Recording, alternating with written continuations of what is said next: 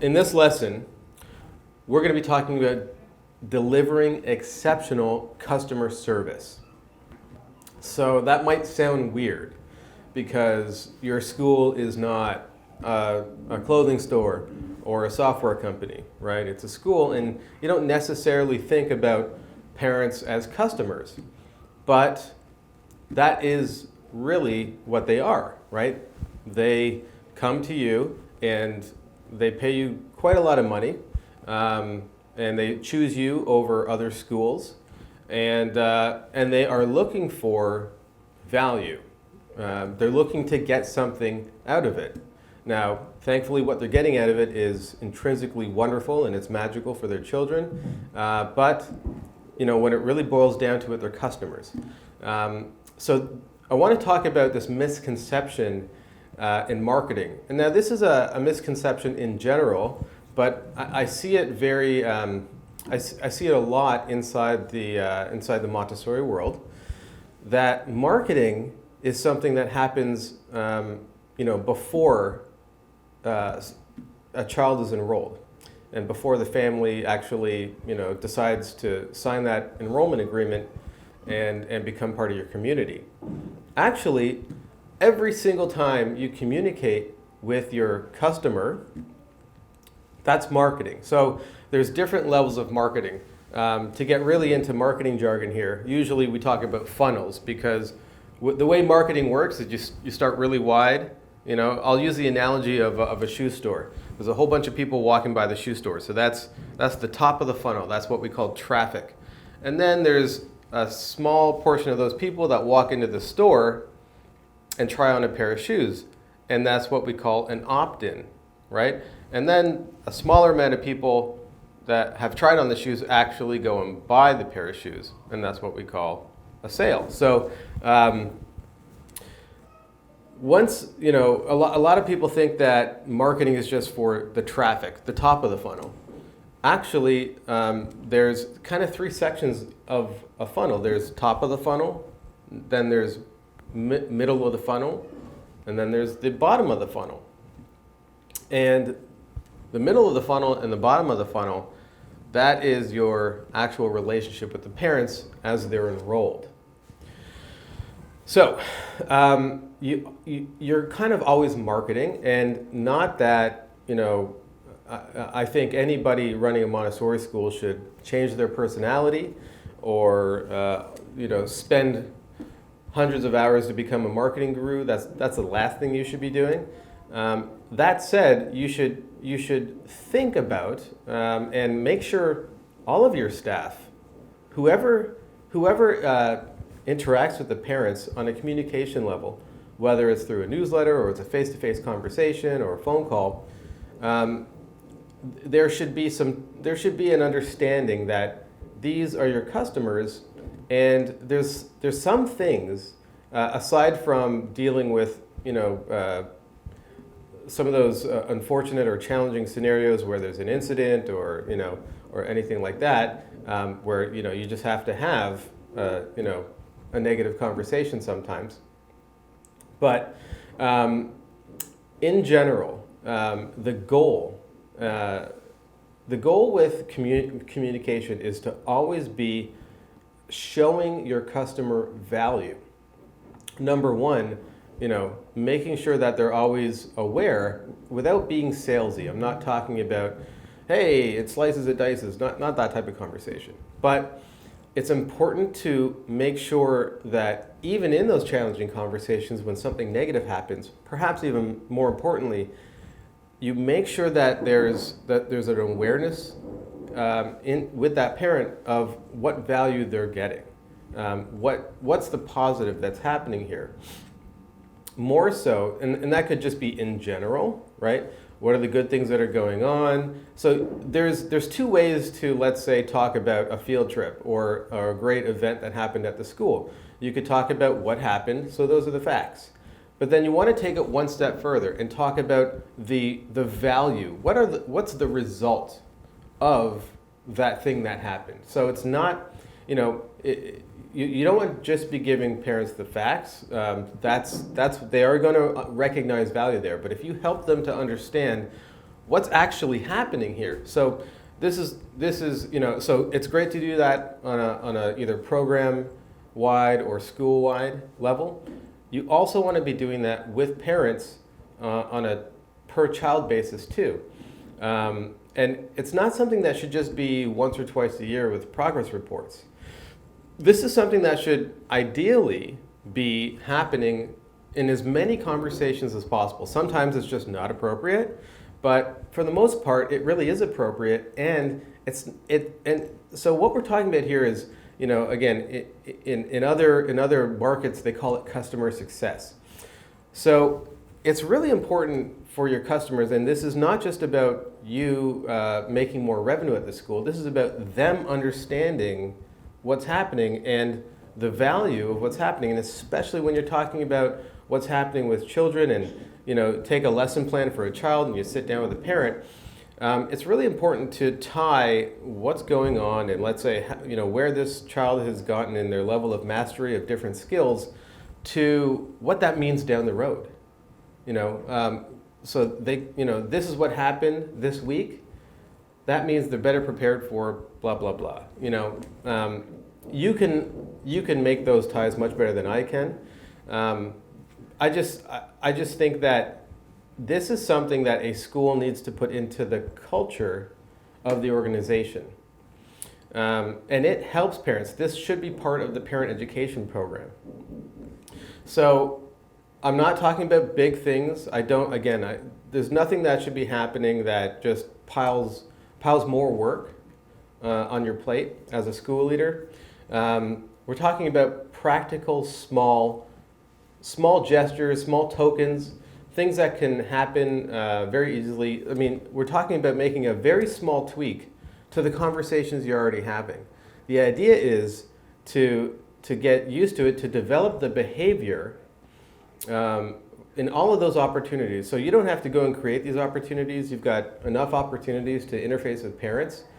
Just make these small changes and just make a decision that every time you communicate what's going on in the school to in your newsletter or what's going on with the child in their progress, that you tie it to a higher value, to a more long-term benefit or result, that the parents can walk away feeling wonderful about their decision to have their child in your school.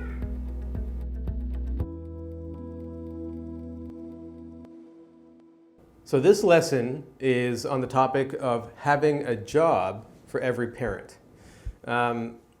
Earlier, I talked about the value of creating a community and how that can help your retention rates. So I want to dig into the mechanics of that a little bit more. So if you give people responsibility, of course, you can't force everyone to do this. You can't force all your parents to do this, of course. But for those that are willing, that responsibility can kind of transform into a feeling of ownership. And people that are, that feel that ownership about your community are that much more stable. They're not going to go anywhere. So I think in the ideal situation, you can have all of your parents doing something. And I want to also say that initially this might create this idea. There might be some kickback going on because that sounds like a lot of work. It's a lot of people to manage and all that stuff. So it's very important that when you give parents responsibilities or jobs to do, your role as a school leader is to create the opportunities, not necessarily to manage. So this topic morphs a little bit into delegation and how important it is to become a delegator. Not everything that a parent does needs to be managed by you directly, but there's different ways parents can get involved. Number one, you can create a parent association. So then they're really managing themselves, and of course, you might you're going to want to approve their initiatives, what fundraisers they do, etc. But you definitely want to get parents involved. And a lot of schools already have some type of parent association happening. There's one step further. I believe you can take. And I've seen a lot of schools do this, do this to a smaller degree. They'll have one or two very, very active parent volunteers that are kind of doing a lot, maybe managing their website or doing some heavy lifting in the office. What I want to suggest is the right approach is to have parents doing not necessarily the most critical things. I think you should shy away from delegating incredibly critical things to volunteers on any level, and rather, get a full view of all the different opportunities, all the small things that volunteers could do that are really important. These are the things that end up being sort of death by a thousand cuts. It's the million things that you have to do in your day, or that somebody has to do to keep the school running. But if you can make a long, long list of all those things that are kind of the recurring things that happen either daily or weekly or monthly, and you can make a long list, and it's very simple to get parents to sign up for a volunteer opportunity, then what you've got is all the small little things being taken care of, so that you can actually focus your time on the things that only you can do. And that's one of the keys to delegating is, and just running any organization and leadership management is to, as much as possible, only do what only you can do.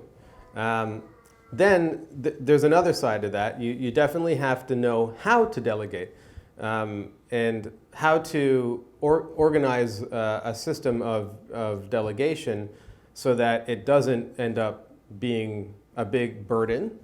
But there's a lot of ways you can do that.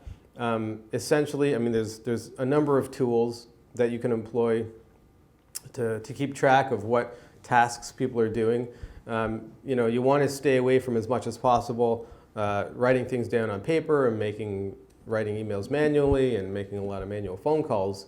But the bottom line is, if you can get parents taking on small responsibilities that are easy for one person to do really well and consistently, that are actually hard for somebody to do well and consistently if they're doing everything. This is something that I think can dramatically change the life for a lot of Montessori school leaders, because one thing I see across the board is people doing everything themselves, and there's just too much to do in the life of a Montessori director, and always people are overworked, and it really comes down to task management, delegating. And so this is the reason why I'm talking about this delegation and project management inside of this topic is because you've got not only a large parent body, a large group of people that are most likely willing to help a little bit, and if it is a little bit, they can do it really well. At the same time, that will create a stronger community in your school. So this is a win-win-win situation. You get more time, more margin in your day as a Montessori leader to work on the things that are absolutely critical. Things like programming, things like hiring the right staff, right? Dealing with the property, things like that, things that only you can do, things that, that you have to sign, or that no one else has any sort of responsibility in, and then allowing your community to take part, but also being reasonable in it. A website is a big job. Keeping a website up to date and working and functioning and secure, there's a lot that goes into that, and it's so critical for a school, right? So that's not something you really want to sort of offload to a parent. It's not something you want to do yourself either, but you want to make sure you've got the right type of professional doing it. So these types of really large critical responsibilities are much easier to manage and make sure that they're performing properly if you're not buried under a million small tasks. So so combine those two, create responsibilities, make a long list of all the small little, small little tasks in regular operations that can be delegated out, and make it really easy for your parents to sign up, and then that'll free up your time to work on the things that either you want to do or only you can do.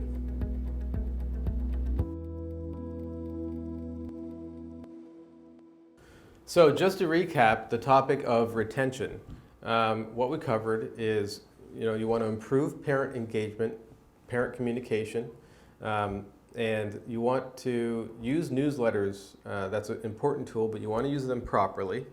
You need to implement a great customer experience, right? Think about customer support. You want to implement the same concepts at your school, focusing on parents as customers. And you want to have continuous enrollment so that you don't keep on running into these conversations every year of, are you going to stay in my school? And you want to also make sure that you give parents an opportunity to engender a feeling of ownership and responsibility as part of your community. And if you employ all of these strategies, you're going to see improvement.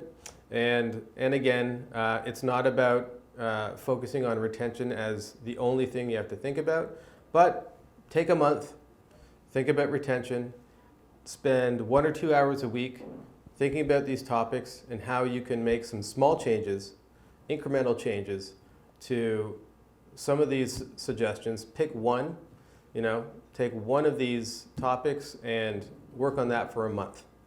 And then next time you come around and you want to work on retention, take the next one. You don't have to do it all.